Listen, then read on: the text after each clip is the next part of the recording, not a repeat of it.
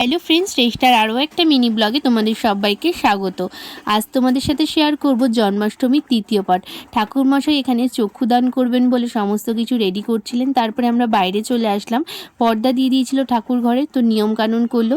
আর ভেতরে দাদা ছিল, কারণ বাড়ির যে কোনো একমাত্র ছেলে থাকতে পারবে, তো সেখানে দাদাই ছিল। চক্ষুদান হওয়ার পরে শুরু হলো আরতি। আর আরতি দেখতে তো আমার খুবই ভালো লাগে। আর এখানে রাধা গোবিন্দের জন্য যে বস্ত্রটা আনা হয়েছিল সেটাই উৎসর্গ করলো। আর যারা তোমরা আমাদের আগের পার্টির ভিডিওগুলো দেখোনি তাদের জন্য একবার বলে দিই, জন্মাষ্টমীর দিন কিন্তু আমাদের বাড়ি নতুন করে রাধা গোবিন্দের প্রতিষ্ঠা হয়েছিল।